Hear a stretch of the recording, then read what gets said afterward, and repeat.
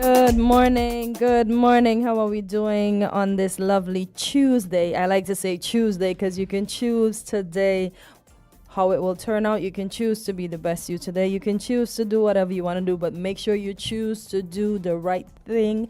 Happy Tuesday to one and all. For those of you listening to us this morning, it's always our pleasure to come to you, wake you up, shake you out of it. For those of you that are already in the office, to get the spunks going, to ensure.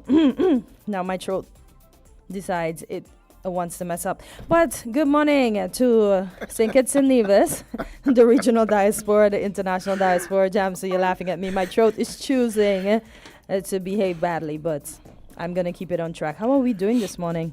But I have to pull you up on this Tuesday thing. Yeah. So all the other days are purge days? No, but Tuesday's just the day. You can choose to be whatever on Tuesday. I thought you were saying, well, Tuesday is the only day we should behave. The other days are like purge days. No, behave every single day, but you can choose today to be good or bad, and I hope that you choose the former.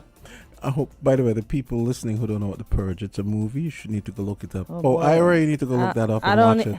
I don't know, boy. Your hearts are very strong to watch that movie, My younger sister, she likes movies like that, and I'm like, no, I not think I only saw the first one. Okay. I never watched first, second, third. I don't even know what it's up to. I still haven't seen The Bad Boys. I've looked at I haven't gone yet either. Oh, I don't even think I'm going to make it there. I'm so busy. I can't go Saturday. Oh, God, I can't go Saturday. How do you know you can't go Saturday? Something good could happen that can ensure that you make it there on Saturday. How about that? I have something to do on Saturday. I'll tell you afterwards. Okay. But maybe, I guess I could go Friday. Mm-hmm. But I have this, I guess I could go Friday. Okay. Yeah. So I was looking at the article here, and I know it's from the 13th, but just a reminder, we have a lot of rain happening, right? We have a lot of open canisters around the place, in the yard. We still have those dilapidated vehicles up there by the bridge. Just on College Street? Yeah. Yeah. When you come up by the roundabout, the green, it looks like it was a bus that housed wheelchairs. Yeah, it's right on the little lawn there, where the cock and hen tree is, and there's an old Jeep there as well. They're still there. Oh, you mean right where the lady sells the provisions? Across from her. Okay, well that's. But there's a bar. There's a bar there. So there. Oh, there. And it looked like somebody opened the vehicle and shoved out the part that housed the wheelchair person, because it looks like that the bus is equipped to do that, but the bus is basically depreciating fast. It's rusting and everything, and it's just there. So you pass, and that's what you see, along with the other old Jeep. So that's still there. So we know there's old tires. We know there's the gut that we I'm going to say we. No, I don't do it, but I'm going to include all of us. We throw things down the gut. Then we have a blockage, and then the mosquitoes have fun making their nests, hatching, and dengue fever is on the rise again. That's what I'm saying, all of this to say. So if you have open containers in your yard, turn them over. Old tires, turn them over. For the mechanic shops, be mindful. Dengue, Zika, chikungunya, everything is on the rise. So be mindful. I'm wondering if that vehicle would, the only people who would own that vehicle would probably be the Red Cross, But to put the it government, there, or it's green and white. or one of those other disability type organizations. Yeah, but to put it there, doesn't the government have somewhere, if it's the government or if it's the Red Cross, don't they have somewhere where they can put it? And it doesn't have any painting on it. It doesn't have any markings It does on it. no, it's just a green and cream whitish bus. I don't know if the color's changing, maybe because dust has gotten in it. It's rusting, as I said. Somebody managed to open the back door and shove out that part, so it's like right there in your face when you pass. That and an old Jeep is right there. So it's waiting to be moved. It's not yet moved, and we don't, stuff like that can house mosquitoes. There's a bar right there. People out there, Lyman, they get bitten. They don't take it for anything. Next minute you hear we have a surge of stuff And they're happening. sick, yeah. Yep, around these parts. So we have to be careful. The rain is plenty. This is the time the mosquitoes thrive I greatly. really wish it would be most. And we talk about them folks, right? But when you go to their countries, they have their ish together. Yeah, but we are In not. terms of the way they keep, let's face it, they keep the you go into say a community, the lawns are well kept. You don't see grass, you don't generally see broken up flagstones on the walkways. You don't see garbage strewn all over the place. Yep. And I really wish we would take a little more pride in that kind of stuff. Yeah, but we have all these announcements, all these adverts and everything, and I swear, as grown people, it goes through one ear and come out the other. I remember when the government was helping everybody to clean up their yard, so the old washing machines, you had all those things, they collect water, They collect and then water, right? the mosquitoes have fun breeding in there, and we don't want that. So, yeah, we have to be mindful. So keep your places clean, folks. Turn over all the containers you're not using to ensure that you and your family and we are all safe. And I think we wanted to talk about that story about the post office because Yes. Greg had asked me about it, and Yeah, I see so- here it says mailman slapped with larceny by servant charge, and this was written on the 15th, so that's yesterday, and it's by Yolanda Weeks, and it says a mailman, Hewlett Hanley, was slapped with a charge of larceny by servant, according to a police report. oh, that's a subgroup of subclass of Oh, larceny no. by servant. Interesting. Yeah. So you mean because he's a civil servant? Yeah. Bougie. Interesting. Hmm. Sounds like a bougie charge. Yeah. Um, That's the kind of colonial stuff that needs to go. oh boy, It's just people don't get larceny. me. Don't get me. You have to make light. Yeah, I know, but of it's certain things. it's just larceny. If you wanna, Hello, if you- he's a civil servant. So no, it's but I'm saying if you wanna jam him harder, if the judge wants to jam him harder, that's fine by me because civil servants should be held to a higher standard. yeah, that's you know? true. That part. So it says, according to a police report, officers of the Criminal Investigation Department of the Royal St. Christopher Nevis Police Force have arrested and charged Mr. Hewlett Hanley of West Farm for the offense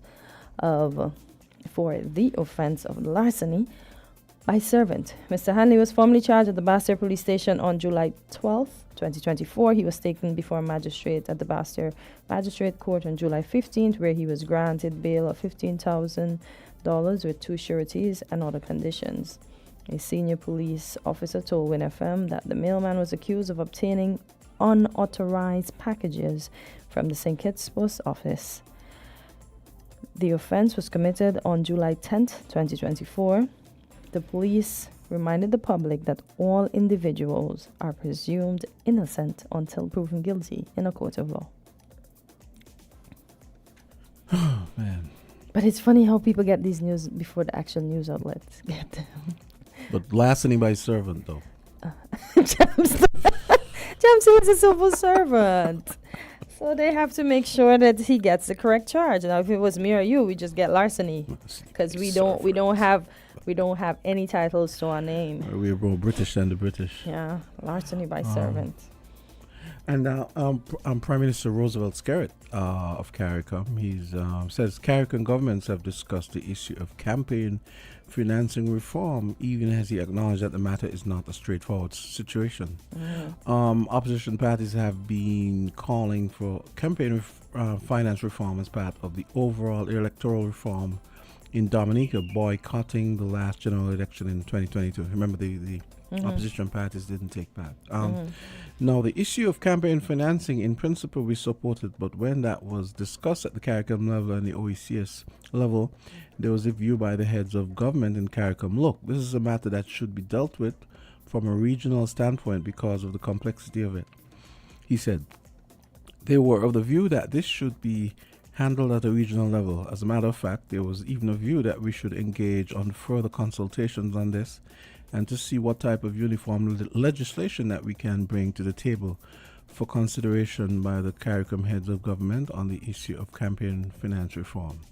Those who are not involved in politics believe it is straightforward, but it is not straightforward. This is why even in the United States, where you have such legislation, it gives the candidates the opportunity to opt out that arrangement, and they are allowed to raise as much money as they wish to. So we are not opposed to it in principle, but what we are saying is that, one, that was never part of the original consideration that where electoral reform is concerned, and secondly, that would not affect the fundamental points that were raised and are addressed in the bill before the country now, Skerritt said, adding. But at next rounds of discussion, we can look at it. Likewise, amendments to the Constitution. I think we'll be dead in the ground and that will never come to pass. They're just talking. I noticed they said, we should do it at the regional level because all of that is just to dry it out. Because they don't really want any campaign finance reform. They don't. It's funny how should I put it? We're onto the tricks. Three principles govern the way Caribbean governments operate. GIC. Greed, incompetence, and corruption. Oh, Jesus. Yes. With that said now, I said what I said. Did you know that the Caribbean Catastrophic Risk Insurance Facility exists? Yeah, I heard about it on the news this morning. I saw Grenada renews insurance, and this article was published on the 2nd to see now that this insurance, because I saw an article after the hurricane that says, well, the opposition party is happy that they invested in it because they say now, look, they can reap the fruits of its labor since Beryl. So it was the opposition party that did it. Apparently so. So I hope the present government give them their props. This was from June the 2nd, and it was by Loop. It says the government of Grenada has renewed its insurance policy with the Caribbean Catastrophic Risk Insurance Facility Segregated Portfolio Company, the CCRIF SPC, ahead of the 2020. But that was last year. Also, they renewed it last year, and then let me pull up the one for this year, and then it says Grenada. NNP says its visionary leadership secured CCRIF payment. It says the opposition new national party, the NNP, says it's pleased to see that Grenada's early decision to the Caribbean Catastrophic Risk Insurance Facility, the CCRIF, in 2007 is now bearing fruit, resulting in a substantial payout to aid recovery efforts following Hurricane Beryl. The NNP is led by political leader Dr. Keith Mitchell. The political party states as one of the first members of the CCRIF, Grenada's strategic participation has led to a payout of just over US $44 million, demonstrating the foresight and preparedness championed by the NNP. The NNP says in 2007, Grenada was among the first countries to join the CCRIF. It says this decision, motivated by the devastating impact of Hurricane Ivan in 2004, has proven crucial in providing financial protection against climate-related disaster. The political party adds recent payout is a testament to one of the proactive stances taken by the NNP administration to ensure Grenada's resilience in the face of disasters. The NNP is encouraging the government to leverage all of the pillars of resilience previously established. So that was 2023 they renewed, and now, whoop.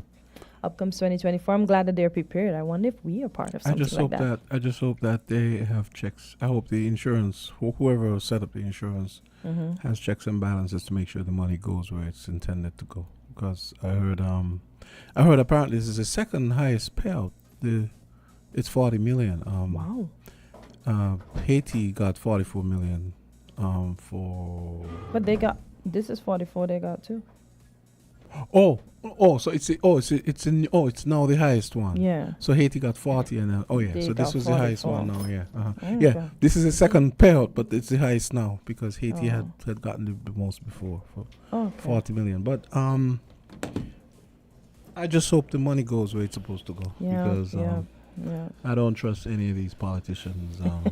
What do you say? That we live all these politicians. What do you say? GIC? We live GIC, yeah. Not DEI, GIC.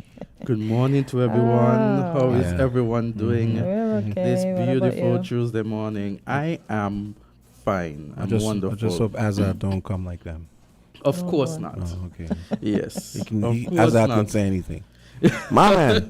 How is everyone doing? Good. I walked in while you guys were discussing the funds that were given to Grenada.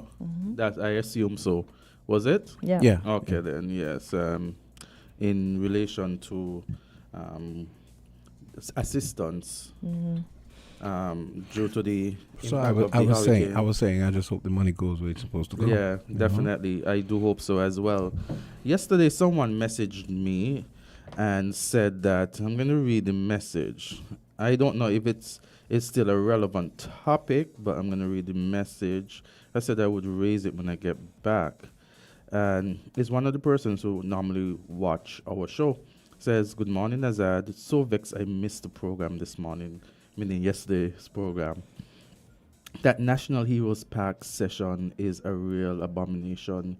You all really played it down. That needs some trashing out. Can't believe it up to now. For real, last night, So, it's like- my in-laws were expressing their outrage as well last night. Yeah, so. I said, okay, I'll mention it. I'll see how the feedback is and see if persons still feel well. That was a topic And last actually, night on Patch's show. So it was a topic still. It was a topic last night on Patch's show. But here's something else that I didn't Yeah. notice. My wife pointed out to me last night. I didn't even realize. She said that, someone called you yesterday, and I think it was Africa, and I was asking, what do you suggest might be good? And this is what I said. We were talking about it last night. I said, well, one of the things that I think should happen is, if you're gonna have that kind of thing there, why can't it be something like, let's say for example, we bring in the Taiwan Symphony and they can do something there. We have that's what they were saying. Use jazz it for cultural. jazz in the park. Use it for cultural events. Stuff like that, rather than jump up. We can have jump up anywhere else. Yeah. Why does everything have to descend into grandmasters and whatever? And sometimes I don't want to. And I'm a DJ saying this. I don't want to take it down a political lens, but the structure, the whole National Heroes Park was done under Team Unity, whereby it was there to observe persons who who have been awarded national heroes, and it never really got the same feeling of significance when the Labour Party came into power, or even during the time that they were in opposition, as they used to, go down stem paths. Here's another example of what could be done there, and this would actually be could be done as a tribute to Mr. Southwell. Mr. Southwell is a Shakespearean actor. They used to put on plays and so on. How about we put on plays up there? Maybe on his birthday or something. That's what we should be doing up there, not the typical jump up with people in almost no clothes and whatever. Was it a sign that the night before everything got blown down and then they had to fix it back? So I heard. Yeah. But it was a big topic last night. I actually thought it was 2 nights. Oh. No, because I heard so much. There was so much music the Saturday night. I actually thought it was. It was Saturday. No, I guess it was sound checking. Yeah. So persons are, and many of us are of the view that So no Church Street. You're not off the hook. We're talking about it again. You guys thought it was gonna go away? No.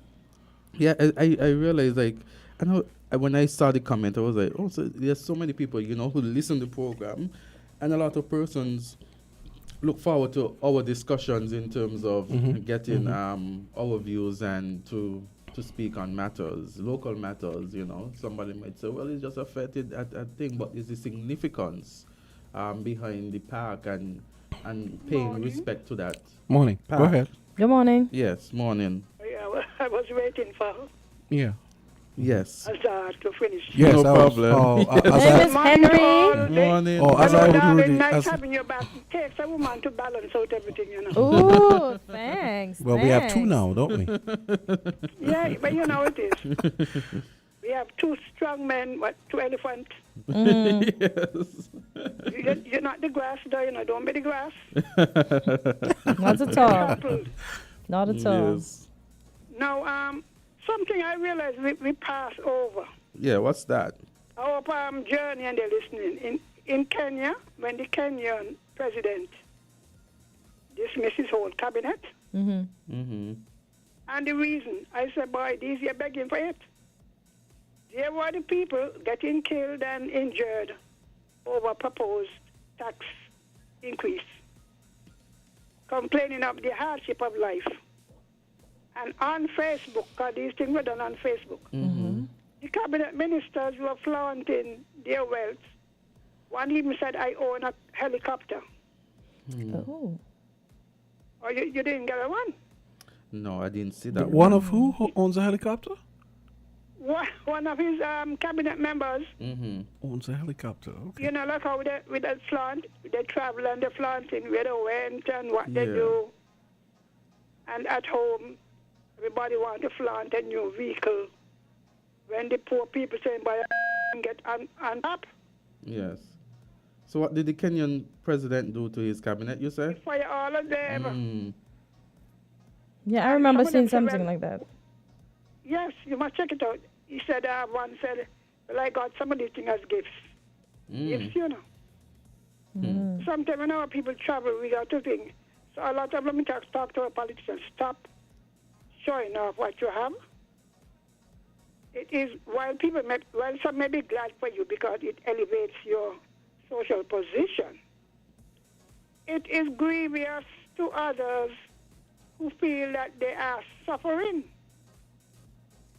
Yeah. And they were saying that the salary of the cabinet members is 300 and something times what the minimum wage is. So when you're struggling to buy bread, they're buying the latest this and the latest that. I came across some of them in India. I went to India in '95 on this Commonwealth Association, IMF World Bank thing. Yes. And a lot of Africans were there. Well, I know how some Indians, not all, there's prejudice against black people, right? So they took us to the night markets and to the area we could buy sari.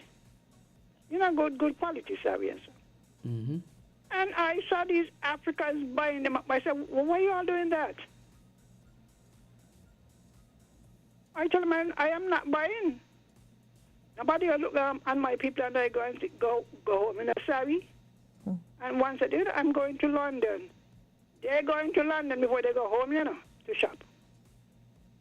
Now, when you come from a country where a large proportion is hand to mouth, or the hand can't even reach the mouth, and you come back flaunting these things, now you may think it's envy, the people envy you, but they chose you to represent them, to make their life better, and all they notice is that you are getting a better life than them.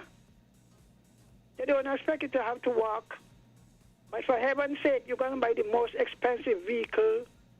You leave your house that you are living in. You go into another one in another upscale area. And they're wondering, well, where do we fit in? So you could check the article. He said he's going to install a broad-based cabinet. So it's a warning to all, the Prime Minister, the leader of the opposition, all the opposition members, Azard, don't want to take out a big vehicle. Well, People are that's watching. Especially AZ, yeah. no for me. They're watching in truth. For, The sudden increase. But Miss Henry, the fact that they are not, I remember Pastor Connor had alluded to this, that the Governor General is the Governor General because basically, although she is where she is one that didn't go and buy a new vehicle. She's driving in some. Look, I did Marcella. Yeah. Hey, Marcella put on a red Jeep. It could run. I had my car, my Mazda. Miss Henry, you're not going to buy a new car for what? And then your car buy, it must be an asset. Either T or R going on it. Oh, yeah, right. Making you some money, right? Yeah. Look, I appreciate Marcella. Why should I go buy one? Nothing wrong with the one you have. Exactly. but let me tell you that, Miss Henry. I mean, I bought my Let me tell vehicle. you, are you guilty of it? No, I bought my I bought my vehicle in 2016, so it's about 8 years now. I paid off for it sometime last year, and then I Okay, realized well, that someone was asking me, one of the salesmen, you want to buy it? I said, no, I just pay off for it. Let me enjoy the freedom Yeah. of not having to pay for a vehicle, you know what I mean? So I am enjoying that moment now Yeah, when you have a remember. vehicle you just and you made don't have to pay for it. I remember last year when he told me he was, but he Yeah. was. No, you had a couple more months at the time. Maybe about 3 more months. or Yeah, something. and it's finished, and I am driving. The only thing in relation to the vehicle that I have to is just the maintenance and the gas. You understand? The payment, they do. I mean, thinking about getting a more vehicle payment right now. Yeah. And the people, these dealers, I mean, they charge you some exorbitant rate, the bank or the dealer. And the Yes. value of the car is 3 times what it costs where it come from. Yes. So, Miss Henry, 82% tax the government put on the vehicles, you know? I It's said about all of that to 82%. say this, that I do not see myself as somebody I like am that. telling you, I'm begging you, I'm warning you. Because they were flaunting their wealth one day and the next day they have no work. You're right. Make an example of them. Yeah, so all of the politicians and the future ones take, and the present ones scale it down. Scale down this wealth accumulation without any foundation. That's Okay. what I have to see. Okay, Okay, Miss Miss Henry, thank you. Nice hearing Yes, from you. okay. Yes.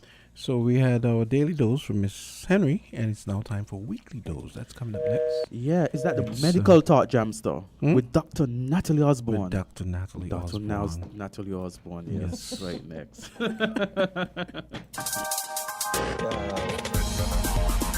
We're different.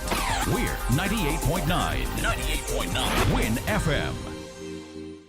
It's new and only at ICWI, the insurance company of the West Indies. Receive free windscreen cover when you purchase your third-party policy with ICWI. You heard right. Free windscreen cover with your third-party policy for only a limited time. If you're a third-party policy holder, take advantage of this limited time offer and switch to ICWI for added protection. Is it the time you experience insurance the ICWI way? Conditions apply. Click, call, or visit ICWI today. Visit us at 1C Bird Rock Road. Call 465-8753 or ICWI.com. Shopping with TDC just got much easier. Here's how. Log on to shoptdcgroup.com. Shop at your convenience at any time, from anywhere with your smartphone, tablet, or computer. With our safe and secure payment checkout, you choose the option to pick up in-store or have your goods delivered right to your door. It's that easy. Shop tdcgroup.com, your one-stop online store.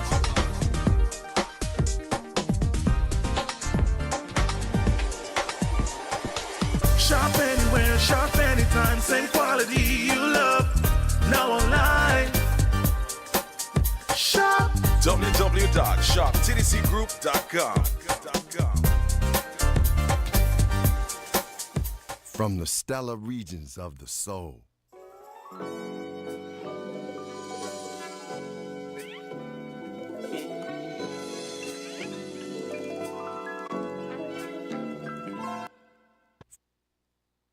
From the stellar regions of the soul. Okay, we are back. We're back for one moment. I thought we had introduction from Jams, I thought you did No, what happened was no, the instrumental starts with that, and I forgot. I was gonna cue it after that, but I no forgot. problem. Yes, so we are back and we're here with our weekly dose, with our medical talk with Dr. Natalie Osborne. And for the men out there, the topic is all about us this morning. It's about testicular, swollen testicles. So, she has tailored her topic towards us just this morning. For you, gentlemen. Yes. I'll try to make sure my face is like in the proper position so that I don't get a message. Kortensia, fix your face. I'm just listening and I'm just like feeling everything. Mm-hmm. Oftentimes the men feel left out. Yes. There seems to be a shot in this. Is this okay? So we're here to talk to our men today. And I hope that we have a good show. Yes, wonderful. So tell us, Doctor, other than the fact that you feel that we are often left out of the discussion, what propelled you to choose this topic?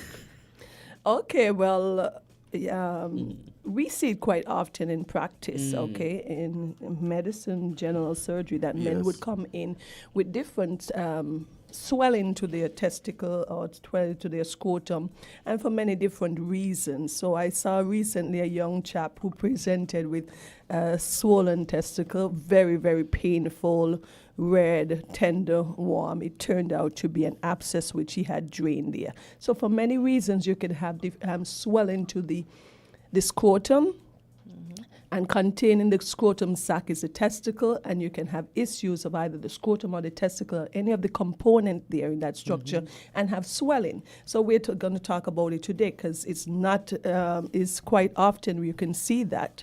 All right, for many different reasons, you can have swelling to the testicles. So once that abscess was drained and he was placed on antibiotic, he would be fine. Okay. So what are swollen testicles? Well, you know when these testicles are larger than usual, and most men can be able to identify because they live with their testicles. We hope that. So you'll notice that it is growing in size. Sometimes it can be painful or sometimes painless. There are oftentimes you can have a swelling there that grows slowly over time, over months, and you can, other instances, the swelling can appear acutely in a short space of time. It can be tender or painful, or it can be non-tender and painful in some instance. So then we're going to discuss some of the reasons why there's swelling to the scrotum. Yes, but it's typically the symptom is that you see it swollen. It feels heavier than usual. You feel a heavy dragging sensation, and that can be an indicator that something is wrong. So, doctor, what are the most common causes of swelling to the testicle or testicles? Yeah, so you got to think of the structures that are there. So you or the scrotal sac. So that's a skin-like tissue. Inside there is the testicle, and a part of the testicle there are other small structures and organs. There are blood vessels that come there. All right, there's a structure there that's called the epididymis that could become inflamed and develop what we call an epididymitis. The scrotum or the testicle itself can become inflamed. That's what we call an orchitis. And you can have a combination of both, what you call epididymo-orchitis. It's a complex word, but there is these structures. Once we hear itis, you know that there's an inflammatory or infectious process, oftentimes associated with sexually transmitted infections. We spoke about that some weeks ago. So you'll see that there's some swelling, there's some tenderness there. You can have things like a hydrocele. What is a hydrocele? It is when inside of the sac, surrounding the testicle, becomes swollen and filled with water or serous fluid. So you say a hydrocele. You can see it in young children, you can see it in older men. Sometimes it's associated with some trauma there. Sometimes it's associated with a hernia, because a hernia is also another cause of a swelling to the testicle. We said that the hernia starts, you know that from anatomy, the testicle starts inside the abdomen, and when it pierces the abdominal wall, it ends up in the sac there. So if that opening doesn't close down, you can develop a hernia. And along with that hernia, you could have fluid coming down from the peritoneum or the abdominal cavity filling up there. So you'll see somebody who said, Doc, in the morning I get up, the scrotum is not swollen, but as I go throughout the day and I'm standing, I'm active, you see that the swelling becomes more pronounced. So you could have a hydrocele. It could be communicating or non-communicating, where it's communicating with the abdominal cavity. Sometimes it's not. So that's the difference there. So it's just fluid filled up in the scrotal sac. And it can be variable in size. Usually it's not painful. It grows slowly over time. You can have other things. You've heard of a testicular torsion. It happens oftentimes in active young males in their preteens or teenage years. They're actively playing things like football and they have this sudden, sharp onset of pain. It is a congenital anomaly. What does that mean? So there's an abnormal structural formation of the testicle there. So it's loose, it's hanging there, and it can easily twist on itself. So once you have a torsion, it's an acute onset of pain, and that if it's not addressed within the first 4 to 6 hours, you can have ischemia and necrosis of the testicle. He can end up losing that. We've had some instances here. So you got to think, you've got your young son, he's maybe 14, 15, he's playing ball, he's playing basketball or soccer, and he cries out in pain. The pain is typically very excruciating, so you want to take him to the emergency room immediately, have it checked out to ensure that he doesn't have a testicular torsion, because that could lead to the loss of the testicle there.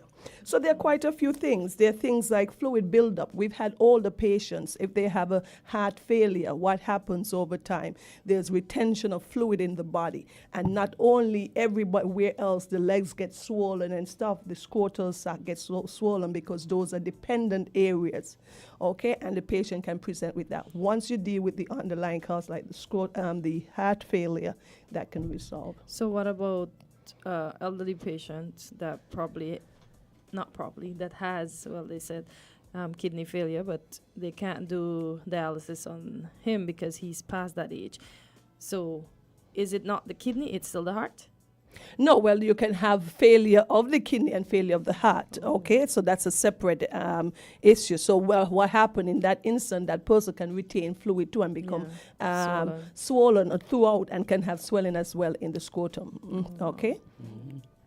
You know, doctor, as you speak about these things, my mind goes back into, we have to appreciate when we are healthy, because at any moment something could go wrong. And look at how many things could go wrong. Yeah, the possibilities are endless. So we do have to be aware that we need to take care of our health and continue to, be at our best. Yes. You can also have an abscess. We spoke about the case that presented with an abscess. Any kind of infection of the skin, of the scrotal skin, can create an swelling there. What if the individual was stung or bitten by an insect? Okay, you could have some localized swelling there as well too. That may be of some concern. So could you tell us about some of the less common causes of swelling to the testicles? You've heard of things, testicular cancer. That is one too. Very grateful that is not very common, but it would present with a patient coming in usually late 20s, early 30s, typically that age group. It is more common in the Caucasian male, the white male, than the black, which is good, because oftentimes we get a lot of the illnesses in our race. So he'll present with a unilateral swelling to the scrotum or the testicle. They're usually painless, and you feel there's a tumor there. And of course, in an investigation, then you will have the diagnosis of a testicular cancer. We're happy that it's not so common at all. There are things like varicocele. Varicocele, the same way you think of varicose veins, the dilation of the veins inside the scrotal sac, that can make it swollen. That can give you that dragging sensation, this discomfort. It can lead to things like infertility, because the temperature, why the sac, the testicle are outside of the body, because it needs to be kept at a particular temperature. All right, cooler.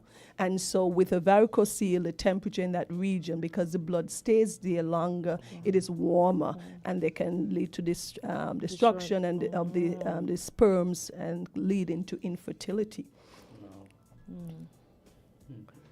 I just have a question, but I'll ask it afterwards. As that seem a little bit discouraged, as that there's no need to be discouraged. No need at all. No need at all. You know, as you and as I said before, we have to appreciate when we are in good health, because so many things. We have the medical talk week after week, and we talk about different illnesses, diseases that, you know, take persons, and so we have to be appreciative and always check up doctors. So now we look at, can surgery make testicles swell? Before we go there, I see something. There's one thing, Doc, I didn't remember you touching on, was the tuberculosis. Yes. Some persons, in rare instances, you see why it doesn't happen much, because we don't have much cases here locally of tuberculosis, but you can have pulmonary or lung tuberculosis that can spread to the testicle and give you testicular swelling, but that's a rare case. Don't worry, Azard. No, I just wanted to get it out there. Go ahead with your question. So you were talking Azard. about surgery. Can surgery cause testicular swelling? Of course, if you've had a hernia repair, or you had some kind of, sometimes in patients who request what you call, oh man, how is the word slipping me now? When you want to stop males, vasectomy. Vasectomy. Once you start manipulating anywhere the scrotum, you can have some post-op swelling. That usually resolves with your ice pack, your anti-inflammatory, and your So antibiotics. how long does that swelling last after a vasectomy? Well, if it's swelling, could last up to a week or so. All depends on, because everything going to depend on the patient, case by case, the technique, and the manipulation. Okay, got you. So any kind of surgery there, if you repair hernia, you can have some post-op swelling there that usually goes away. So it can cause that, but it usually, as the patient heals, it improves. Okay. So what other symptoms may be associated with swollen testicles? So it all depends on what is the cause of the swollen testicle, because you could just have the swelling, painless swelling, and no other symptom. But you could have burning when you urinate. You want to think of that. Isn't that normally an infection? That's so. Remember, we said that an infection can create that swelling. You can have things like a discharge from the penis as well too. That's also indicative of maybe some kind of sexually transmitted infection. You could have pain. You could have difficulty peeing or some bruising there, because also trauma can cause testicular swelling. There was some years ago we had a patient. I think he was from Ross. I am not sure, but I don't want to. He was probably riding a horse or something like that. He came in with severe trauma to the testicle, and he had a fracture, meaning that the testicle was split in two. So that's what we call it, trauma, a fracture to the testicle. It was repaired, and he went on to do well. So trauma is another cause. Gentlemen really have to be careful, boy. Remember persons who ride horses, all these, international. We don't see it much here, though, because we're not really active in horse riding and not in some of these. I see nausea and vomiting. How does that contribute to swelling? Well, if the person becomes septic, we always talk about if the infection becomes generalized, if it continues without being addressed, you can have that general malaise, you're not feeling well, nausea and vomiting, some constitutional symptoms or gastrointestinal symptoms. Anytime there is an infectious process, you could always have some nausea and vomiting. So how... Azard, you want this question? I want to leave this is, I should actually be leading on this. So I'm going to ask this one, and then I'm going to leave the rest for Azard, because Azard over there looking a little frightened. How is the diagnosis of the scrotal swelling made? Well, of course, you want to know the history. Patient who comes in and tell you, Doc, I was out riding my motorcycle or something happened. It may be associated with trauma. Doc, I had sexual intercourse and I was not protecting myself. I did not use a condom. So the history, the clinical history, and of course, you want to examine it. You want to see if the swelling is painless or is it painful. You want to see if there are any skin changes of the scrotal region. Is it red? It is warm. Do you understand? If you see any area where you see the skin is broken, indicating that there's some kind of infection there.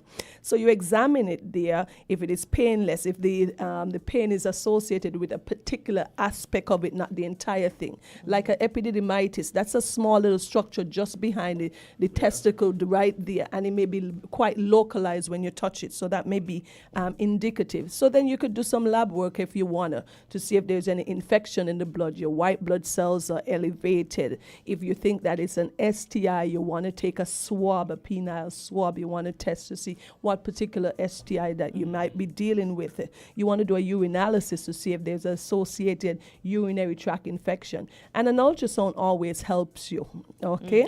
If it is just an infectious process. What we don't want to do is miss something as significant as a testicular torsion. A lot of the other conditions can't be dealt with over time, but a testicular torsion, you have hours. So if you have a young male who presents with an acute onset of pain that is intense, you don't want him to be sent home without having an ultrasound or so to verify and make sure that the blood flow to the testicle is intact, because that means that there's a torsion or twist. And once there's a twist, the blood supply is cut off. And we said earlier that you can lose the testicle in 4 to 6. Yes, the hours is important. Remember, any vital organ, you need blood to survive, all right? So then you'll have the ischemia leading to necrosis and death of the tissue, and that cannot be reversed once there's tissue death. I have a question before we continue. We know men don't like to go to the doctors. So let's say somebody has a torsion and they didn't go, and they lose one eventually. I'm going to the worst case scenario. Can they reproduce healthily with just one? Yes. Okay. The same way as a female, if you would have had a previous ectopic pregnancy or trauma or anything, and you would have lost one of your ovaries, you can still reproduce because you have the ovaries healthy. So we've had instances where we've some young men. It's not very common where one or two young men in the community in the last couple of years would have lost a testicle. It's very hard and very traumatic. That's why it's important, if this happened, though it doesn't happen often, that you go and see the doctor. If you're not comfortable with the response, you could always follow up again, get a second opinion on this matter. All right, because we wouldn't want to have a young individual having a testicular torsion unattended. Okay. So we talk about the swelling of the testicles, but how are they treated, doctor? Well, the treatment is going to be based on what the cause is, right? Whatever the cause is, if it's just an infectious process like an STI, you have an epididymoarthritis, that inflammatory process, some antibodies can take care of that, okay? And you want to give, of course, the education and the child about protecting oneself. If it is a testicular cancer in this instance, you may have to do an archaeectomy. What does that mean? Remove the testicle. You don't do partial of a testicle. Once a testicle has a tumor or cancer, you've got to remove the entire thing, okay? So in that instance, you do that. If it is a hernia that's giving that swelling, you repair the hernia.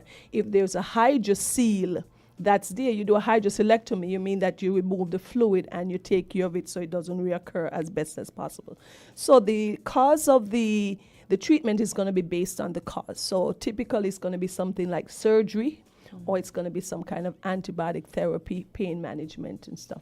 Have you ever had a patient that lost both testicles? I'm just curious.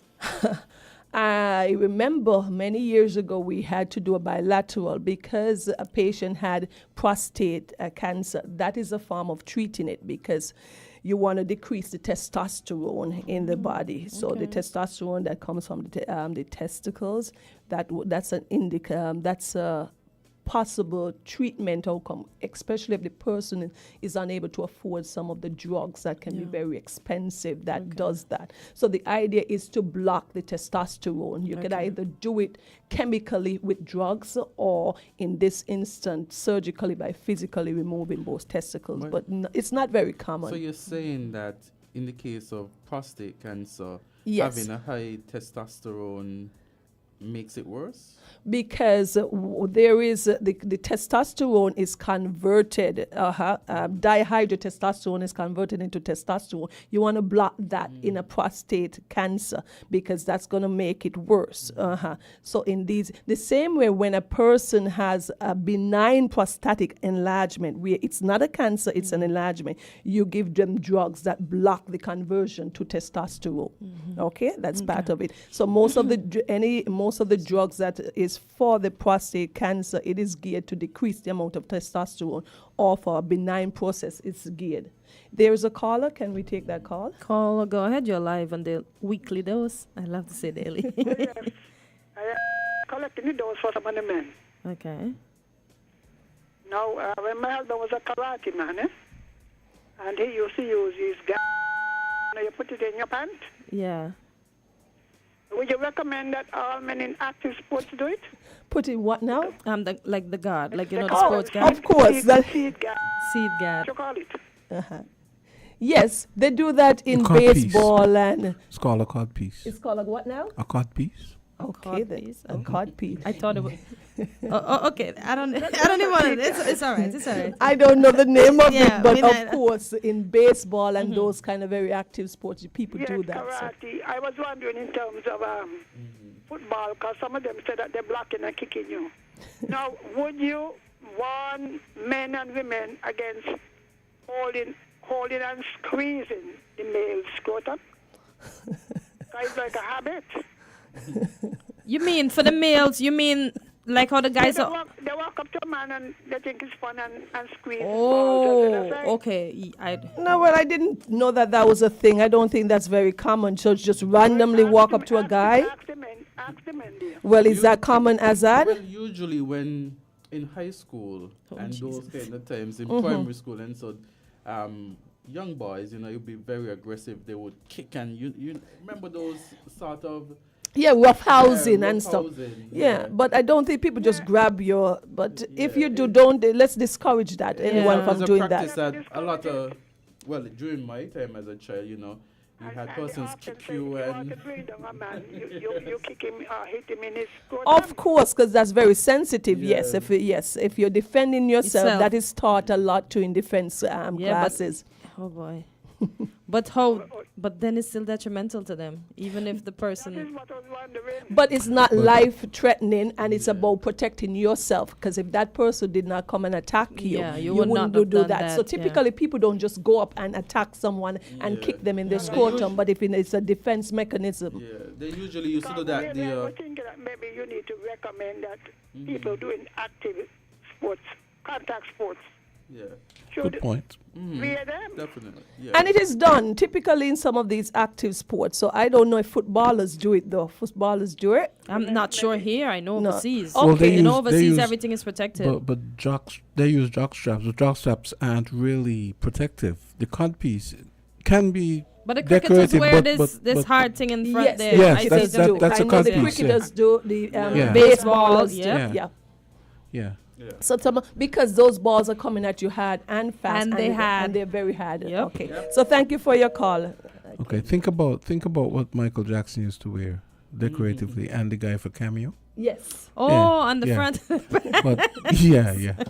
Yeah, that's why I thought it was jockstrap, but I was hesitant to say No, because a cod piece, at the but- time it wasn't making And you have sense in my sport brain. ones. You have sport ones. I know the jock yeah. strap is something that is just tight and supported, Yeah. but Yeah. it's made up Yeah. of cloth material. Yeah. It's not, Oh, not no, really protective. protective, Oh, no. no, okay. it's not real. It gives more support because sometimes even after surgery, we'll tell the gentlemen that they need more support so that the scrotum doesn't hang down.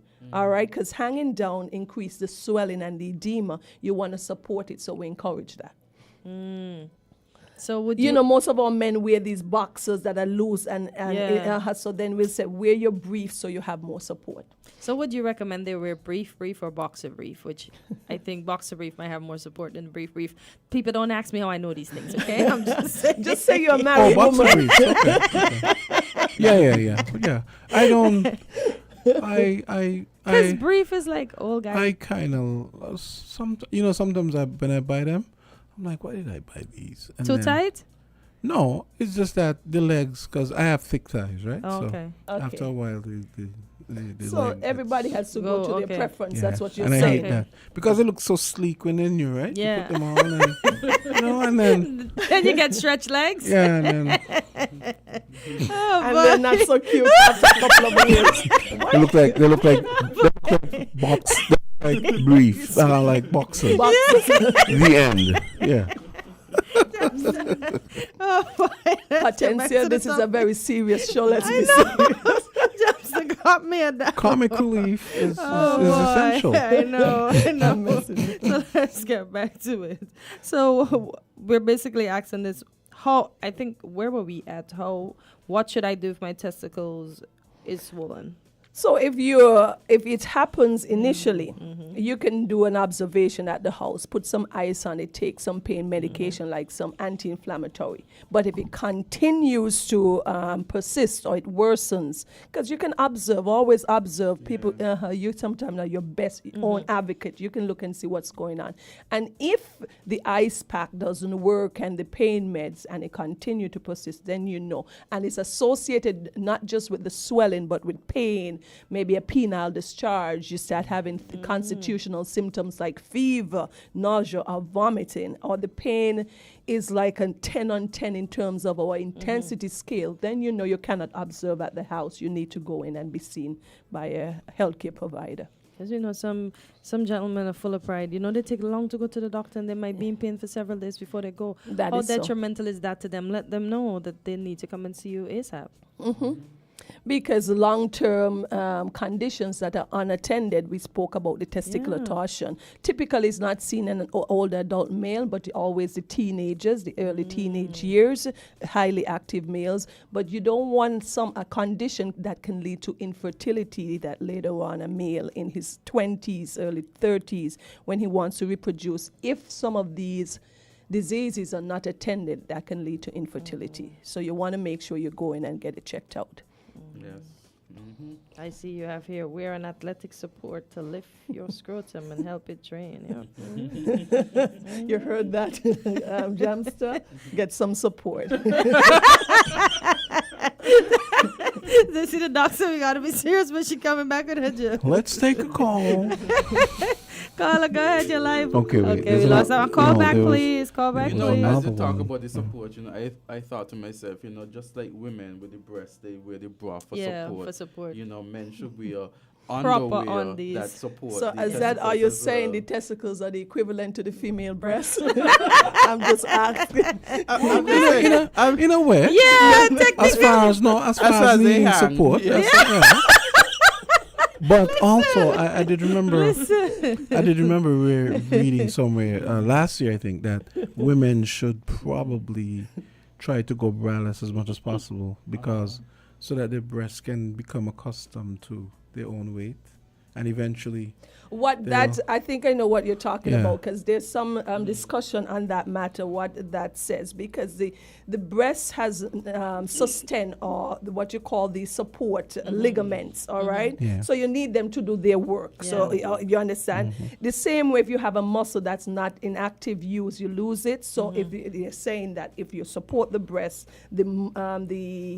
the sustained ligaments, okay? They call them ligament of Cooper. They're not being used effectively to hold up them up. Yeah. So as we get older, we know there are changes. These same ligaments, just like any muscle, any structure in the body, becomes looser. That's why the breast starts to hang lower as you get older. Go ahead, caller. Go ahead, caller. Yes. Good morning to everybody. Greetings in Jesus' name. Good morning, Greg. Good morning, yes. God bless you. Tell us what the Bible says about testicles now. Good Lord. Go ahead. Well, What we should or should not wear. we could go there, but I have a question otherwise. Okay, go ahead, Gregory. Yes, but we can't go there. But my question to the doctor is, the good doctor, is this. Now, what we call bamanko, okay? Number one. Well, I've been listening to this program off and on, so I don't know if it has been addressed. Number one, what is it really, and what causes it, and what's the proper name for it? Okay, thank you. All right, Greg, So we've spoken about hernia before, and inguinoscrotal hernia. So the hernia starts up by the groin, and if it is not addressed and repaired over time, it continues to grow, and it travels down, and it becomes so huge. That's what we used to call bomb and coup. And in the days when men didn't get this addressed, they wear big pants and big shirt to try and cover it from the public. So you'll see that. And the treatment is having it repaired. Here's what happens, though. If it's not repaired over time, because what is traveling down there is your intestinal organs. organs, your intra-abdominal organs. So your bowels and stuff goes into the sac. And they get stuck down there over years, and then it becomes much more difficult to do with a lot of complication, because now you have to return to the abdominal cavity structures that's been out for many years. So it can lead to complication and be much more difficult to repair. So that's what we call Bamanku over the years. And as far as I know, Bamanku is actually the African word that. It is? Yeah. Yeah, you remember like the old time days? Kokobe, a lot of words. They used to have a kind of strap that you strap on to hold it in before they, like over the jock strap? Almost like that, to hold up the hernia, the inguinoscrotal hernia, if it wasn't repaired, because in certain communities they didn't have access to healthcare, so that would be how they would manage it. As we say, ancient medicine. Yes, yes. Okay. Well, I think I touched on this last question here, and it says, will swollen testicles affect a male's fertility?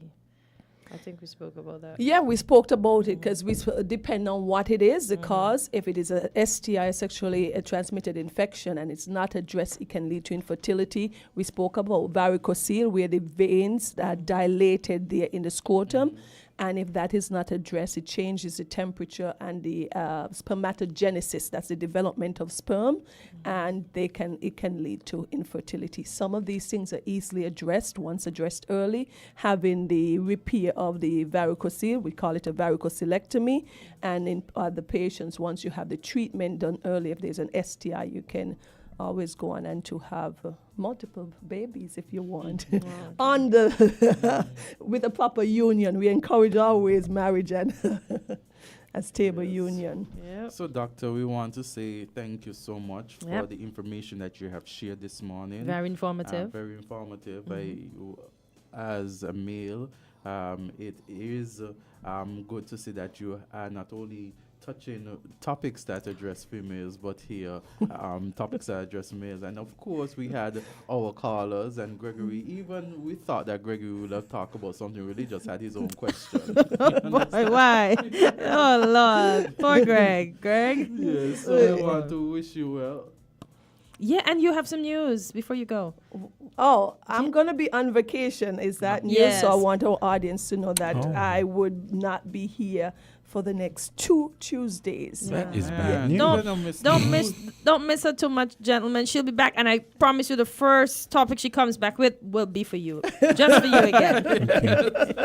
So, because I remember I saw a patient just this, I think it was Friday, and he said, Doc, I didn't hear you two weeks ago. Yes. And that was the weekend that I didn't come in, the week that I didn't come in. So there are persons who are listening out. So I know that Kortensia and Azard will take care of you guys in my absence. We definitely will. And as she said, she'll be back after 2 weeks. So don't miss her too much. We should do a minute of just a topic, a medical topic. Just for the next 2 Tuesdays? Yeah, just for we're going to do that. Observance of our weekly dose. And our doc not being around. Okay, we're going to do that. We're going to do that. Right, thank you guys. You're Have welcome. a wonderful... a medical tip or something. Maybe what I'll do is I'll look for some short TED Talks or shorts on something that we think people might be interested in and play it, and then we discuss it or something. Okay. Yeah. Sounds good. Good. Yeah, we're filling in We have for a you. plan already. Have a great day, All everybody. right, enjoy your vacation. Stick and stay, guys. We have Chevrich in the building, and she's going to be here, and we're going to be discussing one of her events coming up.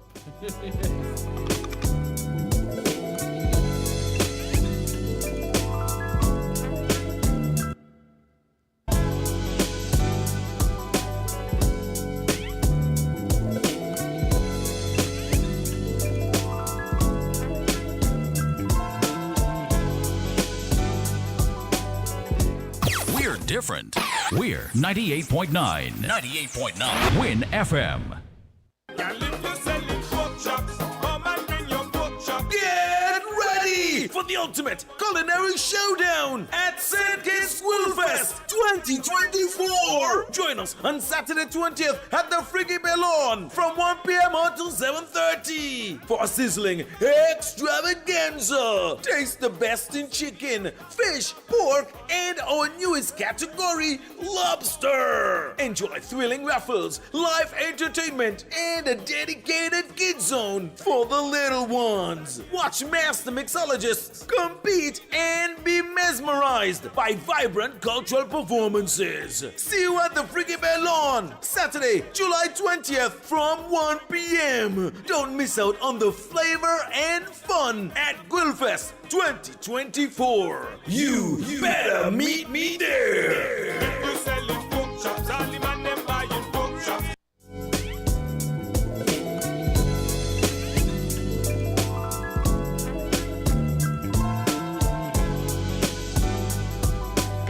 As we get ready for Chevrich, it's 7 minutes after 9 o'clock, Island Tea.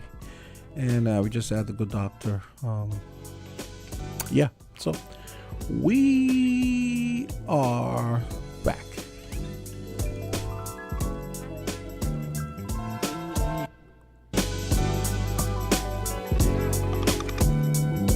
The foodie Chevrich. Did you bring Jams's No, waffles? the Renaissance woman, you mean? Yes. Oh, okay. At this stage, we want it. Also, did you tell him that? Okay, Good. what? Tell me what. You know that you've been waiting for these waffles. Oh yeah, she told me. Yeah. Yes, so just make sure that she cleared this. I can't stay mad at her for long. But why would you be mad at her though? That's the point. I was never mad at her. Okay, just making sure. Yes. So good morning, Chef. How are you doing? I'm good. Good morning. Good morning. I'm so happy to see you. Likewise. I haven't seen you in a minute. I know. Yes. I know. Oh, I've boy. been away. Busy. Oh, okay. Well, no, not away off island yet, Oh, okay. I wish. Okay. Just busy. Yes. Yeah, just Okay. So, Chef, you have this event that's coming up. It's about food. I see superfood, and when I think about superfood, you know what comes to my mind? Sweet Superman? potato. I think about sweet potato. I think about, I don't know. Why sweet potato though? Because I find it's a complex carb. It's very nutritious. Why not breadfruit?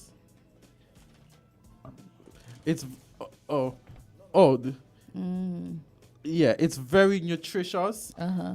It's sweet in a good way. You know what I mean? Yeah. And it can go with so many like it goes with protein. You talking about the breadfruit? Sweet potato. I was Sweet thinking potato. sweet potato. I like breadfruit, but Yeah. I mean for me, sweet Yeah. potato just I don't think anything could Yeah. take with that sweet potato. You don't like Right. yams? No. Yams kind of bland. I would eat it, but I think sweet potato is We just make smoothies from yams. Uh-huh. They're amazing. Oh really? Oh, Okay. you see all of this, sir? You ever had? We had a yam mayonnaise too for a long time. People love that. Yeah, Uh-huh. mayonnaise. Well, Chef, all kind of things you got them Yeah, there. we make ice cream from Dasheen and Yeah, What? I could see that. I could see Yeah. that happening.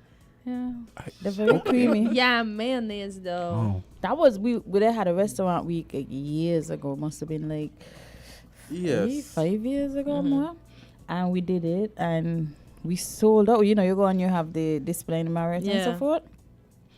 And a certain set of people really love mayonnaise. All of them, they were coming out the room and we were Really? like, oh my Chef, god. you've been doing this? Yeah, we've been doing like stuff like that for a while. I've been gluten free for most my adult life, like 15 years. So Oh, wow. so we've had to learn how to do, do different things. Yeah, different. Very things. first thing my husband made for me was a pizza, and the crust was made from popcorn. Because I was newly gluten free and like hungry. So did he pop it and then grind it? Yes, he popped it and then he made the crust. He's an engineer by trade, so he looks at food the way he approaches it. Yes. Interesting. Exact same way. I bought some coconut flour 2 weeks ago, Mm-hmm. and I used some. Actually, I did some coconut dumplings, right? Uh-huh. And because I looked it up, I looked up on Google on how to cook with it, right? Because because it's gluten free, Mm-hmm. you can't let it overpower regular flour. So Yeah. you're supposed to use. Say if you use 2 cups of flour, you're gonna use. I think that would be a half cup of coconut flour. But to be honest, I wasn't too crazy about the. We ate them, but I wasn't too crazy about the texture of the way the dumplings tasted. But You see, I would use it again. I mean, I have would it say home you still. bought it. I would say, like, personally, like I've I've bought coconut flour. I try all of them. And I find sometimes they laugh because I said, no man, they don't take out all the milk out of the hooks out there and give me the beer hooks. Like when you buy it on the shelf a lot. Yeah. But it does have 2 grams of protein. I'm not speaking about like the locally produced one. But especially these foreign ones, like you buy them, you could taste that they don't pull out the almond milk and the coconut milk and you're just getting the hooks. But guys, while we talk about food, I want us not to forget that there's an event coming up. And it's called, I was just about to say, but how are you coming to that? Let me Super Food. It's a workshop. Oh, okay. Yes, it's a workshop and tasting. Yes. Yes. We're just working up to the I'm segue. making sure, because we could be in here all morning talking about food. Definitely. Thank you. So it's I started my nutrition and wellness education and coaching service. I'm not a dietitian. What I like to say is I help people apply these things to their life because when I was told I had to go gluten-free and so forth, I actually had to get a dietitian and so forth. And a lot of times the doctors tell you, stop eat this, stop eat that. But to have the information and apply it to your life is 2 different things. So when you go into the supermarket and there's no one there with you and you're frustrated and you have to now read all these labels, have to figure out if I have meetings all day, nobody's selling this type of food, how am I going to prepare for that? So the behavioral side of it is what I can help you. I've been through everything, and I've been doing this for a while, unofficially with a lot of people. You would be surprised the kind of things I come across and the illnesses and the issues just because of food. So that service is called NAM. And the reason why I like nyam, because you go up saying we're gonna nyam it, and finding out it's an actual African word for to eat. Yes. So yes, we were just talking about some of the words that managed to get left. We were talking about bamanko earlier, which is actually an African word for. I was just talking about that with my African Uber, my okay. Yeah, I was so shocked when I found out that nyam. I was reading a book, a novel a few years ago, and then they mentioned it was some missionary. I was like, nyam. I said, wait, that's a word. Yeah. That's an actual word. Growing up, when you said nyam, it was like so low class to people. You say nyam, but don't to find out, And so we're partnering with Sweet and Savory, the Sweet and Savory Bistro over there in Frigate Bay at the Plaza. That nice, lovely place in there. We're doing a partnership with them. They've been so amazing and so supportive, you would not believe. And so we're doing the first superfood diet and nutrition workshop. And I'd always say that we need a re-education as far as food, because we think of food as a lot of times what's in the grocery, what's packaged. We also think of foods that we know. Even the breadfruit, the potato, we're familiar with that. But we don't necessarily look at a lot of other things like food. Like, for instance, mango leaves make great tea. You have what we call the bhaji, the hagmi. Some people call it hagmi, but it's it's rice. A kalaloo. Oh, God, So when it goes up, that's so filled with iron, right? That's one of the best things you could eat for that. And so I call them wild foods too. So there's so many different types. The moringa, all these things that we don't necessarily look at as food. The okra leaf, the pumpkin leaf, you can cook it. So this the okra leaf? What are we doing with the okra leaf? You can cook it. I chop it and cook it in rice. I'll cook it as a stir fry by itself. Thanks for telling me that one. What? I never knew that. But okra has a little they have a little rough things, so you make sure you rinse it good and stuff, and you turn over the leaf and rinse them. And these leaves are big, so when I don't have any spinach or anything like that, and they're wild again, they're going organic. We go in the supermarket and we spend so much money on organic food rather than running wild. So a lot of wild foods. So let's say I come to this workshop. What do I take away? What is the purpose? What do I take away from this workshop? Having been at the workshop, yes. Well, what this one is about, we're focusing mainly on some of the algae and the seaweeds. So we wanted to show people these are foods that most dietitians probably would not even, some of them you wouldn't even ever come across. Right? But they're amazing. Like, if you know about algae, mushrooms, stuff like that, they kind of toe the line between plant and animal, and they have amazing health benefits, and they're like super intelligent and stuff like that. So when you ingest these foods, the healing capabilities are crazy, right? And like I tell people, my husband's mom was just in the hospital because she had some eye issues. She had eye surgery, and then she got up and then she lost her vision completely because of swelling. And she was in the hospital, could not see a thing. And we have this particular supplement that we give her. She got like 2 doses, and the first dose, the next day she started seeing and she could move things around. And then she got the second dose, and then they discharged her early from the hospital, and she's doing great. In the past, when she said she had COVID, and she was recovering, we gave her that again. In a day, she was up, and and so it's like nutrition is so much more, like food is so much more than a full belly. Yeah, it's the medicine that we can use, and there are a lot of things that we're not aware of, a lot of things that go around us, and we just need to know to use them. Amen. The reason why I have to have a workshop is because food, again, is cultural, it's behavioral, and even it's a status thing too. No. So sometimes you give people the supplements or you tell them about it, they don't know how to incorporate it in their daily lives. It's hard to change your behavior, especially with food. So sometimes you need that little extra push and see how it's done. So it's a tasting as well, where we're going to have certain things that we make, incorporating these ingredients, showing you how to make them taste good, how to use them, when to eat them. And so you come and you actually gonna get to eat like different things, and it's amazing. And at the end, you get a goodie bag where you go home with samples of these supplements and other goodies that we make. So you get to go home and further explore these things and try them out. So these supplements are made here? Some, not all. Okay. Some of them, they can be grown here, but the original source, like a lot of plants, they originate in other parts of the world, but they're on the same kind of climate belt. So we're trying to get them to even propagate these stuff here because they're so amazing for us. Okay. So how long do you anticipate this workshop to be? It will be about an hour. We give it like an hour and a half just because of petition time and stuff. But it's an hour. Guys, let's not be on petition time. I see here it also says learn how these foods can improve your health and alleviate diabetes, high blood pressure, and other diseases. Yes, definitely. One of the things we've been delving into a lot is diabetes and high blood pressure as results of hormonal imbalances. And a lot of the packaged foods, even now they're saying the plastics we use, they're creating a lot of estrogen mimickers in the body, and they're endocrine disruptors. So a lot of things, especially like diabetes now, they've learned it's hormonal imbalances. So even for me, and as I was talking about the fasting, so we've been fasting because fasting helps you to start addressing some of these things. So a lot of these things help you to flush away, first of all, a lot of the excess estrogen, which is what we have to, both men and women. I would love to fast, but I'm a type 1, so I need the insulin. If I fast too much, I'm going to be in trouble.